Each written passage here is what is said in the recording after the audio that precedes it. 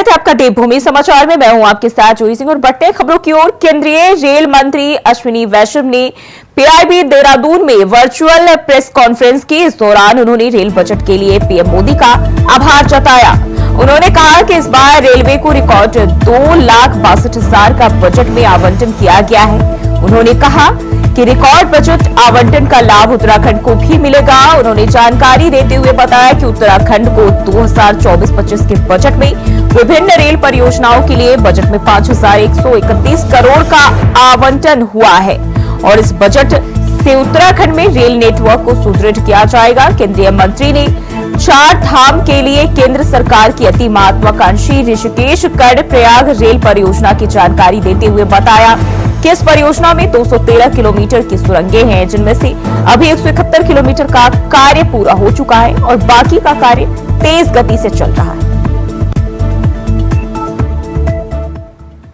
में भी इस बार बहुत अच्छा एलोकेशन हुआ है।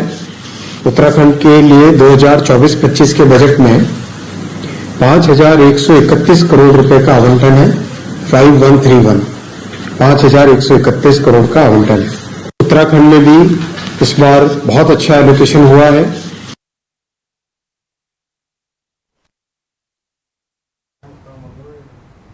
और वहीं केंद्र सरकार ने उत्तराखंड में रेल परियोजनाओं के लिए 5,131 करोड़ रुपए का आवंटन किया, जिस पर सीएम धामी ने कहा कि इससे न केवल यहां चल रहे काम को तेजी से आगे बढ़ाएंगे बल्कि नई परियोजनाओं पर भी काम शुरू हो सकेगा।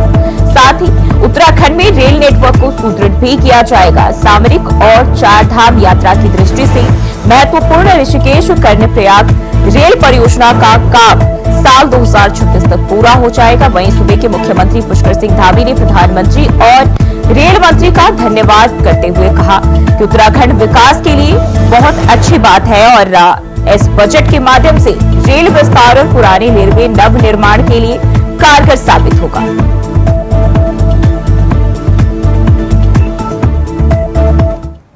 प्रधानमंत्री जी का और आदरणीय रेल मंत्री जी का धन्यवाद करता हूँ कि बजट में 5,000 से अधिक करोड़ की धनराशि का प्रावधान उत्तराखंड के अंदर रेल के विस्तार के लिए, पुराने जो हमारे रेलवे स्टेशन है उनके नव निर्माण के लिए, सौंदर्यीकरण और नई रेल लाइनें आगे के लिए उसकी नीतियाँ बनाने के लिए जो प्रस्ताव उन्होंने वहाँ रखे हैं, निश्चित रूप से हमारे उत्तराखंड के लिए ये बहुत ही विकास के लिए बहुत अच्छी बात है। मैं आदरणीय प्रधानमंत्री जी का और रेल मंत्री जी का धन्यवाद करता हूं।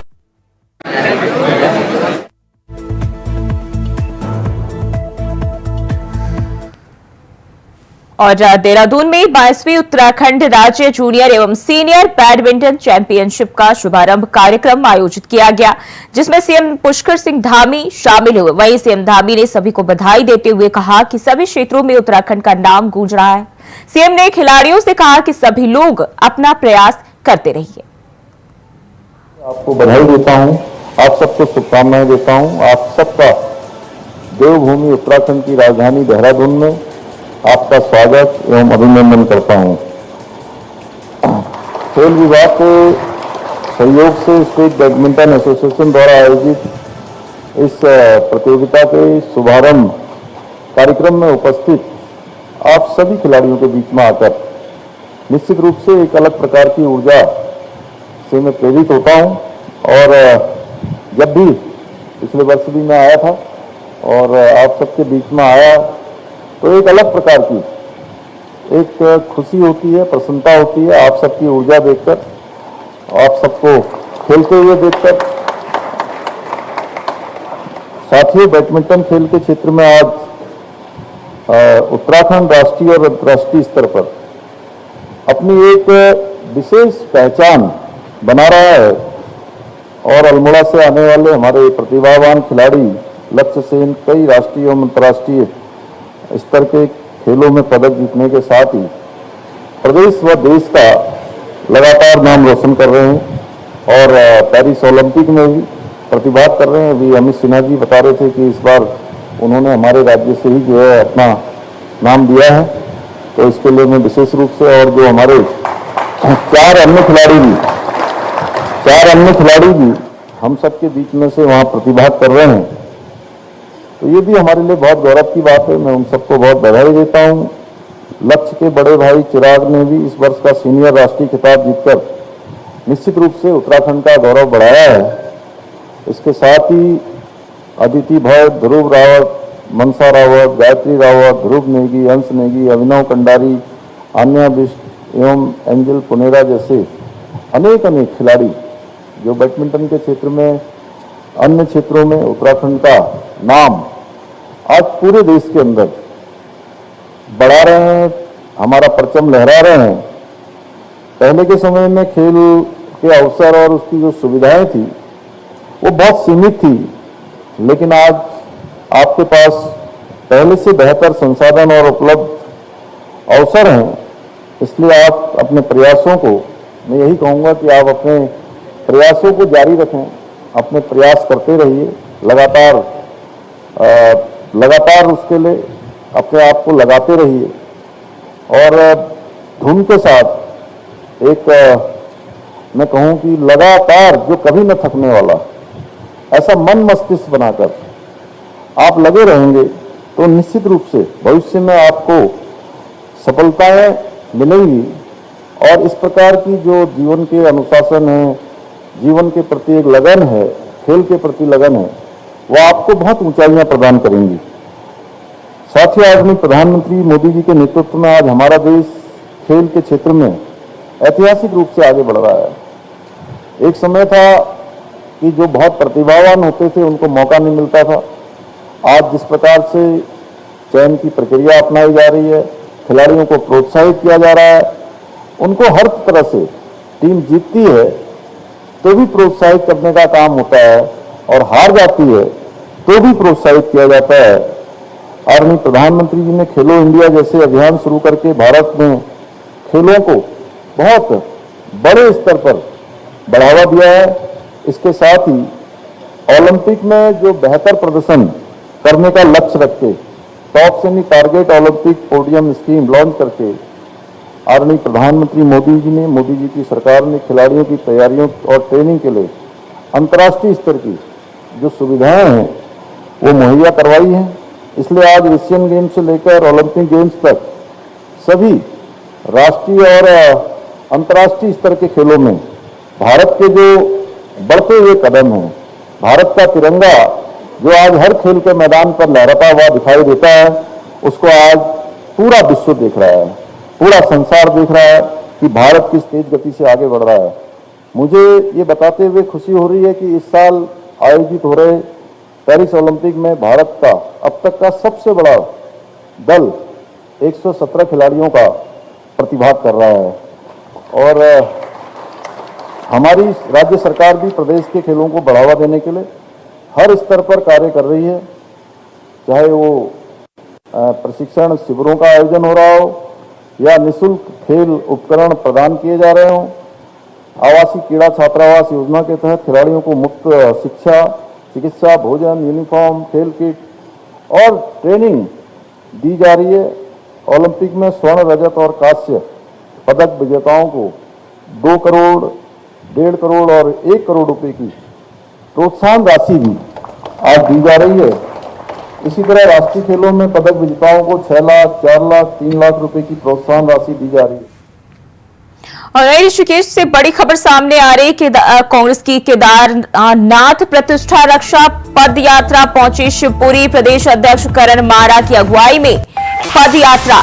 तो ऋषिकेश से ये जानकारी, कांग्रेस की केदारनाथ प्रतिष्ठा रक्षा पद यात्रा शिवपुरी पहुंची है और प्रदेश अध्यक्ष करण मारा इसकी अगुवाई कर रहे हैं। महिला कांग्रेस के प्रदेश अध्यक्ष ज्योति रौतेला, विधायक ममता राकेश भी इसमें शामिल और पूर्व विधायक ललित पासवान, ओम गोपाल रावत पद यात्रा में शामिल। पूर्व कैबिनेट मंत्री बता मैथानी, पूर्व विधायक रंजीत रावत भी शामिल। आज दूसरे दिन शिवपुरी में होगा यात्रा का विश्राम। कल शिवपुरी से शुरू होगी यात्रा। ये जानकारी एक बार फिर से, कल शिवपुरी से यात्रा की शुरुआत होगी और आज दूसरे दिन शिवपुरी में यात्रा का विश्राम होगा।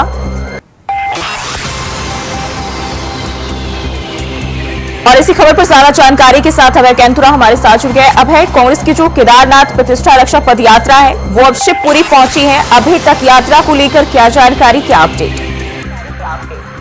जब उत्तराखंड कांग्रेस की जो ये केदारनाथ प्रतिष्ठा रक्षा पद यात्रा है उसका दूसरा दिन है और दूसरे दिन में कह सकते हैं कि ऋषिकेश से शिव परितक का सफर यहाँ पर तय किया गया है। लगभग 15 किलोमीटर का सफर है जिस सफर को तय यहाँ पर किया गया पैदल।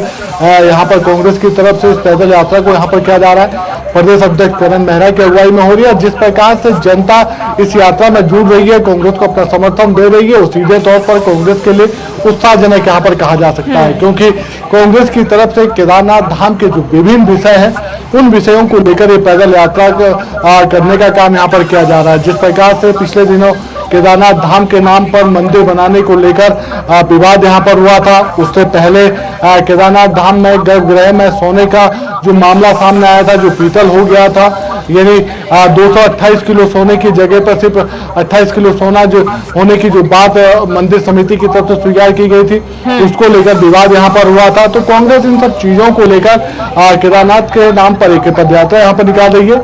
कल हर की पैड़ी से यानी हरिद्वार से उसका शुभारंभ यहाँ पर हुआ था। कांग्रेस के तमाम नेता इस पैदल यात्रा में सम्मिलित होने का काम यहाँ पर कर रहे हैं। 5 अगस्त की पैदल यात्रा यहाँ पर चलेगी और केदारनाथ धाम में 5 अगस्त को पूरी पूजा अर्चना के साथ इस यात्रा का समापन वहां पर होगा। ये कहा जा सकता है कि जो कांग्रेस के स्थानीय जो नेता हैं, प्रदेश के जो वरिष्ठ नेता हैं, वो इस यात्रा में लगातार सम्मिलित होने का काम कर रहे हैं और इस यात्रा को और ये कह सकते हैं कि समर्थन देने का काम भी उनकी तरफ से किया जा रहा है। जिन जिन क्षेत्रों से होकर ये यात्रा गुजर रही है, वहाँ की जो जनता है, वहाँ के जो कांग्रेस के जो कार्यकर्ता है, वो इस यात्रा का स्वागत कर रहे हैं और अपना समर्थन भी कांग्रेस पार्टी को देने का काम यहाँ पर कर रहे हैं। दूसरी तरफ अगर हम बात करते हैं तो कांग्रेस की इस पदयात्रा को लेकर जो सियासत है वो अब काफी गर्मा चुकी है प्रदेश के भीतर। बीजेपी की तरफ से लगातार पलटवार करने का काम यहाँ पर किया जा रहा है और बीजेपी अब कांग्रेस को सीधे तौर पर आरोप लगाते हुए नजर आ रही है कि केदारनाथ धाम का जो उपचुनाव होना है, उस उपचुनाव को लेकर कांग्रेस की ये पदयात्रा यहाँ पर निकल रही है और कांग्रेस अभी से ही अपनी सियासी जमीन को मजबूत करना चाहती है, जबकि प्रदेश की जनता की तरफ से उनको पहले ही नकारने का काम यहाँ पर कर दिया गया था। लेकिन जो राजनीति के जानकार हैं वो इसे इस रूप में मान रहे हैं कि जिस प्रकार से कांग्रेस के शीर्ष नेतृत्व में राहुल गांधी ने जिस प्रकार से देश जोड़ो यात्रा यहाँ पर निकाली थी, उसके बाद उन्होंने असम तक की यात्रा वहां पर निकाली थी, उसी से प्रभावित होकर कांग्रेस में पदयात्रा के माध्यम से जो अपना जनाधार उत्तराखंड में खो चुकी थी, उस जनाधार को बढ़ाने का काम यहाँ पर कर रही है और जनता के बीच पहुंचकर जनता के मुद्दों को उठाने का काम कांग्रेस पार्टी कर रही है। जी अभय, जिस तरीके से हमने देखा उपचुनाव में दोनों ही सीटें कांग्रेस के हिस्से आई, लेकिन उसी दौरान ये कहा गया था कि बद्रीनाथ के बाद केदारनाथ की बारी है, तो क्या अब केदारनाथ को लेकर ये एक महत्वपूर्ण कदम माना जाए कांग्रेस के लिए? बिल्कुल, इसे इस रूप में समझ सकते हैं कि केदारनाथ धाम में जो उपचुनाव यहाँ पर होना है, केदारनाथ विधानसभा सीट का जो उपचुनाव होना है, उस उपचुनाव से पहले चाहे बीजेपी हो कांग्रेस हो, अपने आप को मजबूती के साथ जनता के बीच जाने का काम उनकी तरफ से यहाँ पर किया जा रहा है। कांग्रेस पार्टी इस यात्रा के माध्यम से अपना जो जनाधार है उस जनाधार को और मजबूत यहाँ पर करेगी, क्योंकि कांग्रेस पूर्व में भी इस केदारनाथ सीट को यहाँ पर जीत चुकी है। जो दिवंगत विधायक यहाँ पर रही है केदारनाथ की, वो पूर्व में कांग्रेस पार्टी से भी रही है और इस बार भी कह सकते हैं कि जब बीजेपी में जाने से पहले कांग्रेस पार्टी को विधायक वहां पर थे और बीजेपी में जब वो पहुंची थी तब भी उनकी तरफ से जब चुनाव लड़ने का वहां पर किया था तो जीत हासिल हुई थी। तो यही वजह है कि बद्रीनाथ तो पहले से ही यहाँ पर कांग्रेस अपने पास यहाँ पर रख चुकी है, अपनी सीट को बचाने का काम कांग्रेस की तरफ से यहाँ पर किया गया था, लेकिन केदारनाथ की सीट को पुनः कांग्रेस वो यहाँ पर पाना चाहती है ताकि एक संदेश पूरे दुनिया में यहाँ पर जा सके, देश भर में यहाँ पर जा सके कि अब कांग्रेस का जो जनाधार था वो मजबूत तरीके से यहाँ पर उभरता हुआ नजर आ रहा है और सत्ताधारी दल के लिए एक बड़ा चिंता का विषय है। जबकि कांग्रेस के जो बड़े नेता हैं, चाहे आपके हरीश रावत हो, प्रीतम सिंह हो या यशपाल आर्य हो, वो सभी इस यात्रा का समर्थन यहाँ पर कर रहे हैं। जिस तरीके से उनको ज्यादा इस यात्रा में सम्मिलित होने का काम यहाँ पर किया गया तो वो बीजेपी के लिए बड़ा चिंता का विषय है, इसलिए भी कहा जा सकता है क्योंकि कांग्रेस के तमाम जो वरिष्ठ नेता हैं वो सभी अपने अपने गुटों को छोड़कर एक साथ एक पार्टी के एक झंडे के एक बैनर के तले नजर यहाँ पर आने लगे हैं। तो गुटबाजी छोड़कर कांग्रेस एकजुट हो रही है और ये बीजेपी के लिए सबसे बड़ा चिंता का विषय कहा जा सकता है। आने वाले दिनों में ये कह सकते हैं कि कांग्रेस की यही एकजुटता कांग्रेस को केदारनाथ की सीट पर और मजबूत करने का काम करेगी। जी इस दौरान जिस तरीके से कांग्रेस पार्टी एकजुट नजर आ रही है, पार्टी के लिए नींव का पत्थर साबित होगा। लेकिन अगर हम पद यात्रा की बात करें तो जिस तरीके से इसको लेकर ये भी खबर आ रही थी कि जनसभाएं कांग्रेस की ओर से करेंगे इस पद यात्रा के दौरान, उसका जो असर है आम जनता पर कैसा देखा जा रहा है? देखिए, उत्तराखंड सीधे तौर पर देवभूमि के नाम से जाना जाता है और उत्तराखंड में जिस प्रकार से मंदिरों और धामों का असर यहाँ पर होता है तो लोग उससे जुड़े हुए अपने आप को मानते हैं। ऐसे में जब केदारनाथ धाम का विषय, केदारनाथ धाम मंदिर का विवाद जब यहाँ पर शुरू हुआ था तो तीर्थ पुरोहितों, पंडा समाजों के साथ साथ स्थानीय जनता ने भी अपना विरोध करना शुरू कर दिया था, क्योंकि जिस प्रकार से इस चारधाम यात्रा से खासतौर पर गढ़वाल के लोगों का रोजगार जुड़ा हुआ है, सीधे अप्रत्यक्ष तौर पर 40 लाख से ज्यादा लोग इस यात्रा से जुड़े हुए हैं, तो वो सीधे तौर पर बड़ा विषय यहाँ पर कहा जा सकता है। इसीलिए कांग्रेस उन सब विषयों को उठाने का काम यहाँ पर कर रही है ताकि किसी भी प्रकार से उत्तराखंड की जो जनता है उसके भावनाओं के साथ कोई खिलवाड़ यहाँ पर ना हो सके, क्योंकि कांग्रेस ने शुरू से ही, यानी जब से केदारनाथ धाम मंदिर जो दिल्ली में बन रहा था उसका विवाद वहां पर शुरू हुआ था, तब से लेकर अब तक कांग्रेस इस मामले पर लगातार मुखर यहाँ पर रही है और कांग्रेस की तरफ से लगातार सत्ता पक्ष से सवाल यहाँ पर पूछे जा रहे हैं कि आखिर किसके संरक्षण में सारा कार्य वहाँ पर हो रहा है। बिल्कुल, मैं बहुत बहुत शुक्रिया जानकारी साझा करने के लिए। तो अब प्रदेश अध्यक्ष करण माहरा इसकी अगुवाई कर रहे हैं और फिलहाल बढ़ते हैं आगे। बारिश का समय चल रहा है, हर ओर आपदा ही आपदा है, कहीं सड़कें बंद है तो कहीं घर खतरे में आ गए हैं। और इसी बीच हमने देखा कि हमारे देश के भविष्य बच्चे अपनी जान की परवाह किए बगैर पढ़ने के लिए जा रहे हैं, जहां आज देश उन्नति के साथ आगे बढ़ रहा है, पर इन बच्चों को देखकर ऐसा लगता है कि हम आज विकास में बहुत पीछे हैं। मुंशियारी तहसील के बंगापानी में बच्चे अपनी जान की परवाह किए बगैर अपना भविष्य बनाने चले हैं।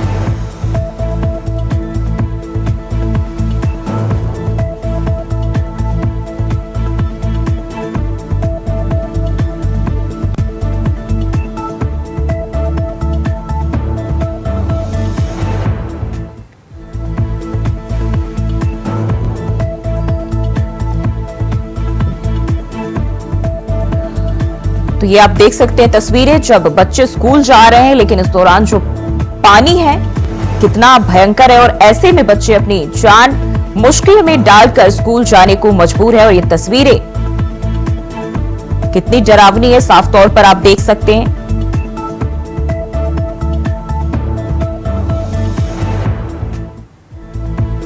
तो बारिश के कहर से ना सिर्फ बड़े और बुजुर्ग बल्कि बच्चे भी परेशान हैं और ये तस्वीरें बयां करती है कि किस हद तक बच्चों के स्कूल जाने में क्या सुविधाएं दी जा रही है और कितनी मुश्किलें हो रही है।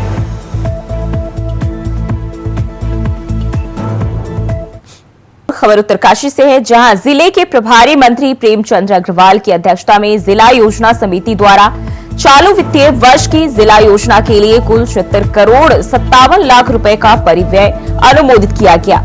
इस बार जिला योजना का आकार पिछले साल की तुलना में 8% से भी ज्यादा है।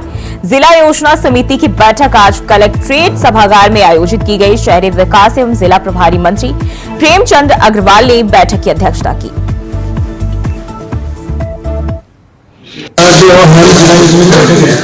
पूरे वर्ष भर की जो हमारी प्रजे है उसको हम लोग तय करते हैं। और आपको जानकारी कि उत्तरकाशी जिले में जो पिछली बार हमारा 70 करोड़ 87 लाख 28 हजार रुपये का प्रव्यय के रूप में हमने काम किया था और इस बार 8.36 यानी 8.36% इस बार बढ़ाया है, जो 76 करोड़ 57 लाख रुपये के करीब है। और इसमें पूरे सदन के साथ बैठ के हमने उसमें प्रव्यय तय किया है। सिर्फ थोड़ा सा हमने संशोधन किया है कि जो हमारे यहाँ लघु सिंचाई का प्रव्यय था वो 261 लाख का लास्ट टाइम था, इस बार हमने 200 लाख का था तो उसे हमने 230.92 लाख रुपए हमने तय किया है। सिंचाई विभाग में हमने थोड़ा संशोधन किया है, जो 400 लाख रुपए का जैसा अनुमानित था उसे 440 लाख रुपए हमने किया है। और इसी प्रकार से इसमें जो मद जिसमें घटाई वो सामुदायिक विकास में 160 लाख रुपए हमने दिया है। और वहीं बड़कोट क्षेत्र में पानी की समस्या को देखते हुए क्षेत्रवासियों के लिए राहत की खबर है। सीएम धामी ने क्षेत्र की इस मांग को देखते हुए बड़कोट में नलकूप योजना को मंजूरी दी है। इस योजना के तहत लगभग 2 करोड़ की धनराशि से यह योजना पूरी की जाएगी। साथ ही सीएम ने क्षेत्र में पानी की इस समस्या के निदान के लिए दीर्घकालीन योजना को करने का आश्वासन भी दिया है। सीएम धामी की इस मंजूरी के बाद बीजेपी प्रदेश मीडिया प्रभारी मनवीर सिंह चौहान ने आभार जताया। बीजेपी नेता के नेतृत्व में एक प्रतिनिधि मंडल ने बीते रोज सीएम से मुलाकात की थी, जिसके बाद 48 घंटे के भीतर जारी नलकूप योजना का शासनादेश जारी किया गया। की ओर से देखिए, बड़कोट नगर पालिका क्षेत्र में पेयजल की बहुत ही गंभीर समस्या वहां लंबे समय से चल रही है और इसको लेकर के हमारे यशस्वी मुख्यमंत्री माननीय पुष्कर सिंह धामी जी, जब उनका बड़कोट में लाभार्थी सम्मेलन कार्यक्रम उनका था, उस समय आदरणीय मुख्यमंत्री जी के द्वारा बड़कोट के पेयजल समस्या के निदान के लिए घोषणा की गई थी और उसी के अनुरूप आज हमारे यशस्वी मुख्यमंत्री माननीय पुष्कर सिंह धामी जी के द्वारा बड़कोट पेयजल की समस्या के निदान के लिए 2 करोड़ 90 लाख से भी अधिक की नलकूप योजना को स्वीकृति दी गई है। मैं बड़कोट वासियों की ओर से, पूरे यमुना घाटी वासियों की ओर से आदरणीय मुख्यमंत्री जी का आभार व्यक्त करता हूं, धन्यवाद करता हूं कि उन्होंने इतनी गंभीर समस्या को तत्काल समाधान करते हुए इस योजना। और वहीं हरिद्वार में कांवड़ मेले के बीच खाद्य सुरक्षा को लेकर प्रशासन का अभियान जारी है। खाद्य सुरक्षा विभाग की टीम ने चंडी घाट के पास सभी ढाबों और खाद्य प्रतिष्ठानों का निरीक्षण किया और मौके पर ही खाद्य पदार्थों के नमूनों की जांच मोबाइल खाद्य विश्लेषण शारा से की गई। साथ ही मौजूद लोगों को खाद्य सुरक्षा के प्रति जागरूक भी किया गया।